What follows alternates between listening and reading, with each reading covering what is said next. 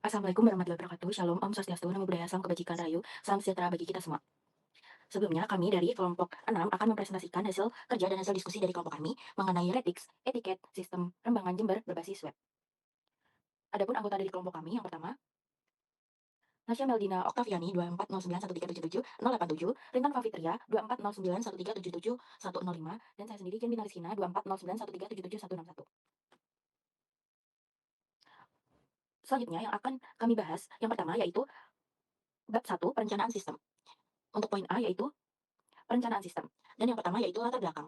Untuk latar belakangnya sendiri, objek wisata rembangan di Kabupaten Jember merupakan salah satu destinasi wisata yang populer dengan daya tarik alam, pegunungan, udara sejuk, area rekreasi keluarga, kolam renang, spot foto, dan lain-lain. Seiring meningkatkannya jumlah pengunjung setiap tahun, kebutuhan akan pelayanan wisata yang cepat, efisien juga semakin tinggi. Namun, pengelola layanan tiket di rembangan hingga saat ini masih dilakukan secara konvensional.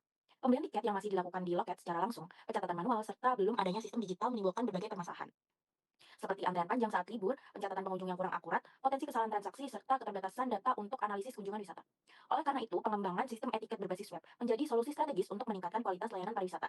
Sistem ini memungkinkan pemesanan tiket secara daring, transaksi yang lebih cepat dan transparan, serta menyediakan data pengunjung secara real-time bagi pengelola sehingga layanan menjadi lebih efektif dan terpercaya. Next slide. Untuk yang kedua yaitu masalah target pasar. Berdasarkan kondisi di lapangan, terdapat beberapa permasalahan utama yang dihadapi pengunjung dan pengelola. Bagi pengunjung, seluruh pengunjung masih harus membeli tiket langsung di lokasi, yang menyebabkan antrean panjang, terutama pada akhir pekan dan hari libur. Selama ini, informasi mengenai harga tiket dan jam operasional dan ketentuan wisata belum dapat diakses secara lengkap melalui platform tertentu. Di sisi lain, transaksi pembayaran masih terbatas pada mode tunai dan pengunjung tidak memiliki opsi untuk memesan tiket dari rumah atau memastikan ketersediaan tiket sebelumnya. Tidak adanya sistem digital juga menyebabkan pengelola kesulitan mengontrol kuota kunjungan secara real-time, rendahnya transparansi dari transaksi, kurang efektif, serta belum terpenuhinya kebutuhan generasi digital yang meningkatkan layanan cepat, online, dan praktis. Next. Untuk selanjutnya yaitu cache diagram dan flowchart akan dijelaskan oleh rekan saya. Baik, di sini saya akan menjelaskan tentang konteks diagram dan flowchart. Pertama, untuk konteks diagram, di sini sistem web kami ada dua aktor, yaitu pengunjung dan staf wisata. Untuk pengunjung sendiri, mereka bisa mengakses login, memilih tanggal dan jumlah tiket, memesan tiket, memilih metode pembayaran, melakukan pembayaran, melihat tiket atau QR code, melihat riwayat tiket, dan mengecek status tiket.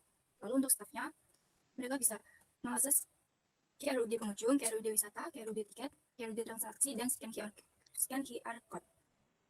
Lanjut pada flowchartnya, di sini dimulai dari start.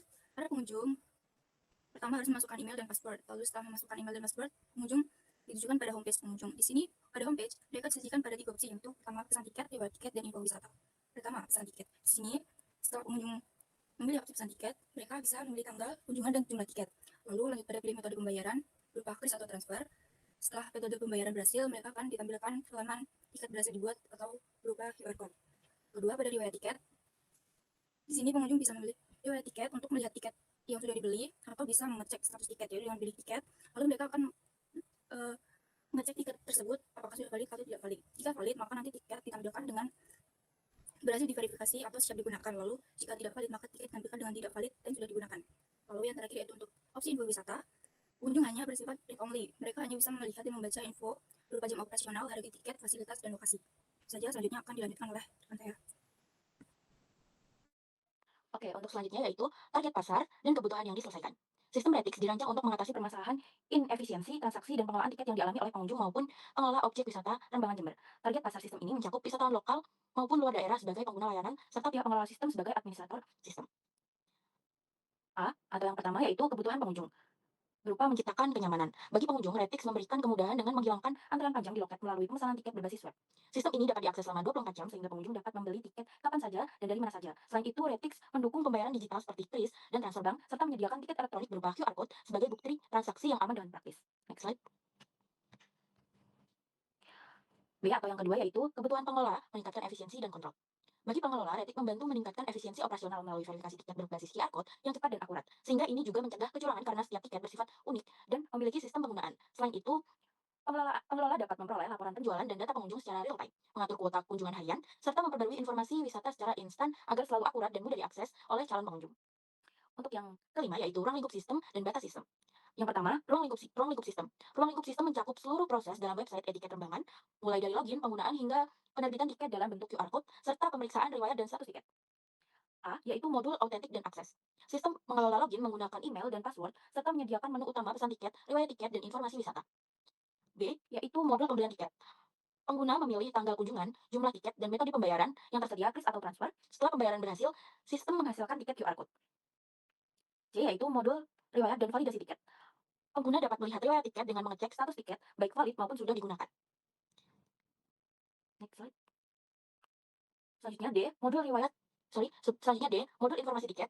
Modul ini menyediakan informasi wisata seperti profil, jam operasional, harga tiket, dan peta lokasi yang bersifat read only. Selanjutnya yaitu beta sistem. Yang pertama yaitu fungsi internal, validasi login, pengelola sesi, proses pemesanan, pembuatan QR Code, penyimpanan riwayat tiket, dan tampilan status verifikasi. Selanjutnya yaitu fungsi instruksi eksternal di luar sistem.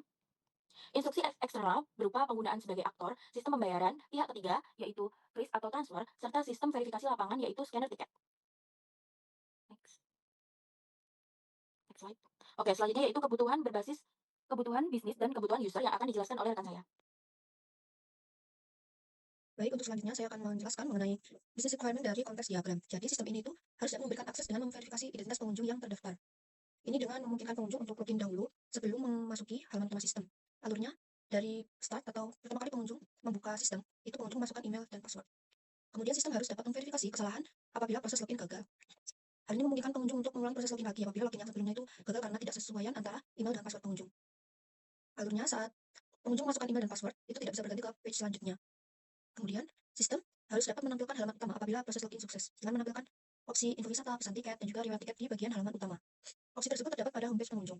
Selanjutnya, sistem harus dapat mengelola, memperbarui, dan menampilkan informasi penting tempat wisata. Hal ini menyajikan informasi penting tempat wisata berupa info jam operasional, harga tiket, fasilitas, dan juga lokasi tempat wisata.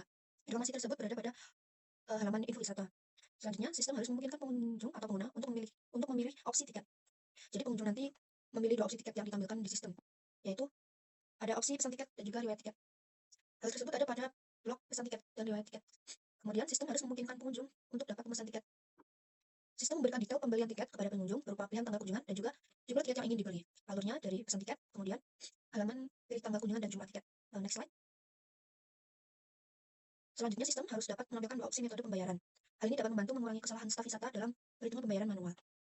Ini ada pada blok pilih metode pembayaran bisa dengan kris atau transfer melalui mobile banking. Kemudian, sistem harus dapat menampilkan tiket digital berbentuk QR Code yang setelah pembayaran berhasil. Ini memastikan bahwa tiket yang telah dibayar pengunjung itu berhasil didapatkan. Terdapat pada blok tiket berhasil dibuat dan ada gambar QR Code-nya. Kemudian, sistem harus menampilkan riwayat tiket yang telah dipesan oleh pengunjung. Ini memastikan bahwa tiket yang telah dibeli pengunjung dapat dilihat beserta bukti pembayarannya. Alurnya dari riwayat tiket ke pilih tiket.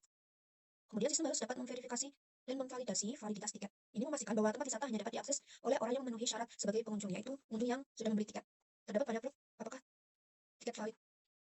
Kemudian, apabila tiket yang diperiksa valid, sistem harus menampilkan status tiket berhasil diverifikasi dan mengkonfirmasinya. Hal ini dapat membantu staf wisata untuk memberikan izin masuk kepada pengunjung. Alurnya yaitu berada pada tampilan tiket yang berhasil diverifikasi. Kemudian, apabila tiket yang diperiksa tidak valid, maka sistem harus menampilkan status tidak valid pada tiket. Ini membantu staf untuk mencegah pengunjung yang belum membeli tiket atau tiketnya yang berstatus tidak valid. Ini dapat dilihat pada info tiket yang tulisannya tiket tidak valid atau sudah digunakan. Next slide. Nah, kemudian ini penjelasan mengenai user requirement. Jadi sistem harus dapat memberikan akses dengan memverifikasi identitas pengunjung yang terdaftar. Sebagai pengunjung, maka pengunjung login ke sistem dengan menggunakan email dan password. Kemudian sistem harus memverifikasi kesalahan apabila proses login gagal. Sebagai pengunjung harus mendapat tanda atau pemberitahuan apabila kombinasi email atau password yang dimasukkan salah. Nah, tanda ini berupa pengunjung tidak dapat beralih ke halaman selanjutnya. Kemudian, sistem harus dapat menampilkan halaman utama apabila proses login sukses. Nah, pengunjung nanti akan melihat halaman utama setelah proses login sukses. Selanjutnya, sistem harus dapat menampilkan informasi penting tempat wisata. Hal ini, sebagai pengunjung, maka pengunjung dapat melihat informasi tempat wisata. Itu dapat meliputi info jam operasional, harga tiket, fasilitas, dan juga lokasi tempat wisata. Dan sebagai staf wisata, maka staf dapat mengedit, menambah, atau menghapus informasi penting tempat wisata. Kemudian, sistem harus memungkinkan pengunjung untuk memilih opsi tiket. Sebagai pengunjung akan dapat memilih antara membuat tiket baru atau menggunakan tiket yang telah dibeli sebelumnya. Kemudian, sistem harus memungkinkan pengunjung dapat memesan tiket. Sebagai pengunjung dapat memesan tiket baru dengan memilih tanggal kunjungan dan jumlah tiket yang spesifik. Dan sebagai staf wisata, staf dapat melihat rincian tiket yang dipesan pengunjung. Next slide. Nah, selanjutnya sistem harus dapat menampilkan dua opsi metode pembayaran. Nah, nantinya pengunjung dapat membayar tiket dengan memilih salah satu metode antara kris atau transfer mobile banking. Dan sebagai staf akan menerima kiriman jumlah biaya tiket yang telah dibayar oleh pengunjung. Kemudian, sistem harus menampilkan tiket digital berbentuk QR Code yang setelah berhasil dalam pembayaran. Nantinya pengunjung menerima konfirmasi mengenai tiket digital yang telah dibayar itu telah sukses dibuat dan juga menerima tiket digital berupa QR code. Kemudian, sistem menampilkan riwayat tiket yang telah dipesan oleh pengguna. Pengunjung nanti dapat melihat daftar riwayat tiket yang telah dipesan sebelumnya dan memilih salah satu tiket untuk melihat detail. Kemudian, sistem harus dapat memeriksa dan juga memverifikasi validitas tiket. Nantinya pengunjung nantinya pengunjung menerima pemberitahuan atau info bahwa tiket yang telah dipesan statusnya itu valid. Kemudian apabila tiket yang diperiksa valid, sistem harus menampilkan status tiket berhasil diverifikasi dan juga mengkonfirmasinya. Pengunjung nanti menerima pemberitahuan tiket valid yang bisa dipindai atau di-scan. Itu sukses dipindai oleh staf wisata. Kemudian staf wisata akan mendapat konfirmasi dari pemindaian tiket pengunjung yang berstatus valid agar pengunjung dapat memasuki tempat wisata. Lalu, apabila tiket yang diperiksa tidak valid atau sudah digunakan, sistem menampilkan status tiket tidak valid atau sudah digunakan. Pengunjung akan menerima pemberitahuan atau tanda apabila tiket yang telah dipesan itu tidak valid atau sudah digunakan. Dan sebagai staf wisata, maka staf menerima konfirmasi tiket pengunjung yang berstatus tidak valid secara otomatis oleh sistem. Next slide. Untuk bab selanjutnya akan dijelaskan oleh rekan saya. Jadi saya akan menjelaskan terkait persyaratan fungsional dan non-fungsional. Yang pertama yaitu use case diagram dan penjelasannya. Pada use case website tiket wisata pengembangan ratings pada pengunjung, di sini pengunjung memiliki use case yaitu login, pesan tiket, memilih metode pembayaran, melihat info wisata, dan melihat riwayat tiket. Yang pertama login, lalu yang kedua itu pesan tiket yang berinput pilih tanggal dan jumlah tiket. Di sini pilih tanggal dan jumlah tiket itu extend pada pilih metode pembayaran. Di sini mau extend karena mungkin saja pengunjung hanya sampai pada page pilih tanggal dan jumlah tiket, tetapi tidak langsung ke metode pembayaran. Lalu pada pilih metode pembayaran, di sini langsung ikut pada proses pembayaran dan langsung lanjut pada menampilkan QR code tiket. Lanjut pada lihat info wisata, di sini tidak ada input atau extend sebab di sini hanya bersifat read only. Langsung pada lihat riwayat tiket, di sini pengunjung mungkin ingin melihat riwayat tiket saja, tapi mereka juga bisa extend pada membeli tiket untuk melihat status tiketnya. Di sini jika membeli tiket yaitu input pada cek status tiket, lalu menginputkan dua ini yaitu tampilan tiket valid siap digunakan atau tampilan tiket yang sudah tidak valid atau sudah digunakan. Selanjutnya pada staf wisata, di sini use case-nya yaitu ada 3, yaitu manajemen informasi wisata, login, dan verifikasi tiket. Pada manajemen informasi wisata, use case-nya yaitu mengedit informasi, lalu login, lalu verifikasi tiketnya yaitu input dengan input kode atau scan QR. Nanti akan extend tampilan tiket valid siap digunakan atau tampilan tiket tidak valid atau sudah digunakan. Selanjutnya yaitu pertimbangan hukum atau regulasi akan dijelaskan oleh rekan saya.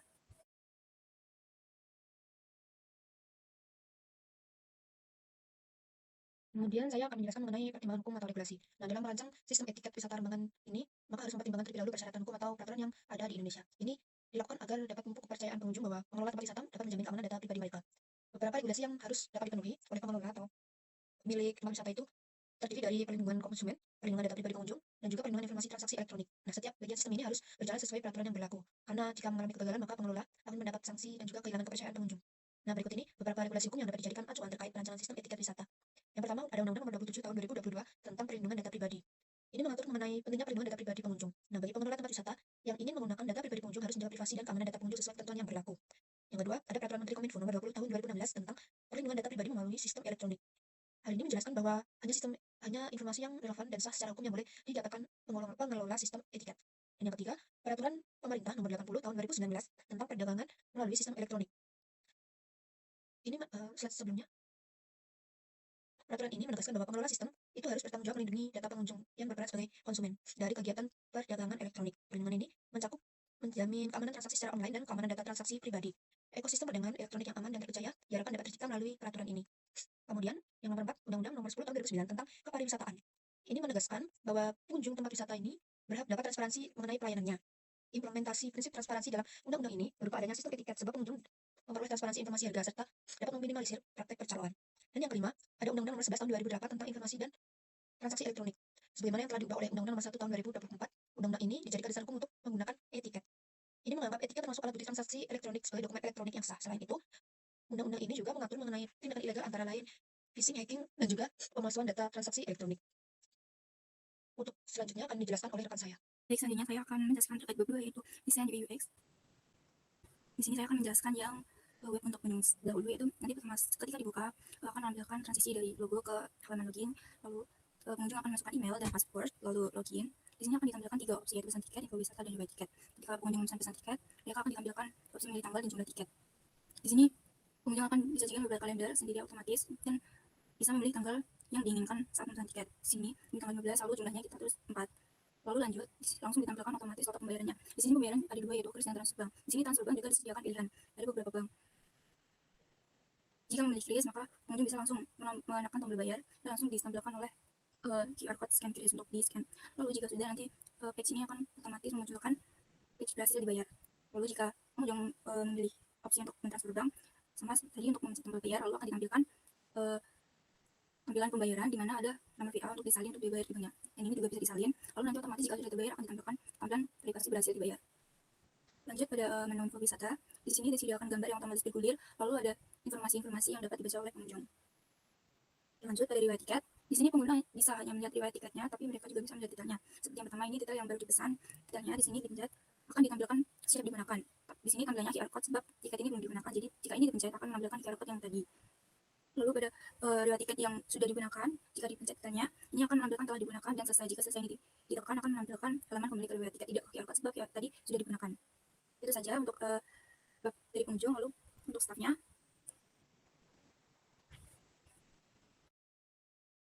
di sini sama seperti tadi, sama seperti yang pengunjung. Di sini staf memasukkan email dan password lalu login. Nah, di sini untuk staf hanya menampilkan dua opsi, yaitu manajemen informasi dan verifikasi tiket. Untuk manajemen informasi sendiri, staf bisa mengedit lokasi, harga, dan fasilitas, yaitu dengan cara menekan tombol di sini nanti akan bisa mengedit. Lalu jika sudah diedit akan disimpan dengan menekan tombol simpan. Lalu yang di sini juga bisa diedit lalu disimpan. Untuk fasilitasnya juga bisa diedit dan disimpan. Lalu jika semua sudah diedit dan disimpan, maka kita stafnya harus menekan simpan perubahan ini agar bisa disimpan perubahannya. Langsung yang terakhir ini verifikasi tiket. Nah, di sini ada opsi QR code dan input kode. Jika staf menginput kode dari tiket pengunjung, maka harus menginput kode lalu di search, nanti akan menampilkan tiket yang dicari berdasarkan kode. Lalu jika ingin menampilkan verifikasi tiket melalui barcode, staf hanya perlu memencet simbol icon scan QR ini. Nanti akan langsung ditampilkan kamera, maksudnya ini nanti kamera untuk scan QR code nanti dan langsung otomatis ditampilkan. Dan nanti langsung ditampilkan sama seperti yang tadi yang ini. Baik, itu saja untuk desain UI UX-nya. Selanjutnya akan saya kembalikan ke moderator.